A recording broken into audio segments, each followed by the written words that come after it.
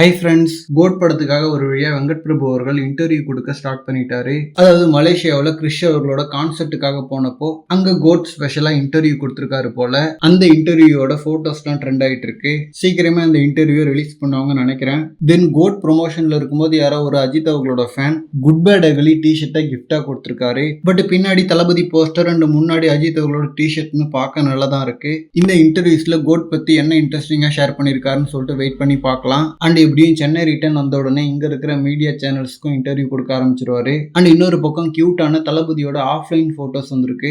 இந்த போட்டோஸ்ல தளபதி போட்டிருக்கிற ஷர்ட் சூப்பரா இருக்கு. தென் அப்படியே பொலிட்டிக்கல் சைட் பாத்தீங்கன்னா இன்னைக்கு 234 தொகுதிகள்லையும் டிவிகே கொடிய நிர்வாகிகள் அவங்களோட சொந்த இடங்கள்ல ஏத்திருக்காங்க.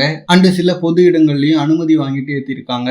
ஒரு பக்கம் சினிமா, இன்னொரு பக்கம் பாலிடிக்ஸ்னு ரெண்டுமே பேரலா போயிட்டு இருக்கு. அண்ட் வெங்கட் பிரபு அவர்கள் 4th சிங்கிள் வேற வரப்போறதா சொல்லியிருக்காரு. ஸோ அதுக்கான அனௌன்ஸ்மெண்ட் நாளைக்கு வந்தாலும் வரலாம், இல்லைனா ஜஸ்ட் காலையில அனௌன்ஸ் பண்ணி ஈவினிங் சாங்கை ரிலீஸ் பண்ணவும் வாய்ப்பு இருக்கு. ஏன்னா ரிலீஸ் டேட் நெருங்கிட்டதால அனௌன்ஸ்மெண்ட்டுக்குலாம் பெருசா டைம் இல்லை. ஸோ சாங் பத்தி நாளைக்கு ஏதாவது அப்டேட் வருதுன்னு சொல்லிட்டு வெயிட் பண்ணி பார்க்கலாம். ஆனால் இந்த மாதிரி தளபதி பத்தின ஹாட்டான அப்டேட்ஸ்க்கு நம்ம விஜய் ஃபோர்ட் சேனலை சப்ஸ்கிரைப் பண்ணுங்க.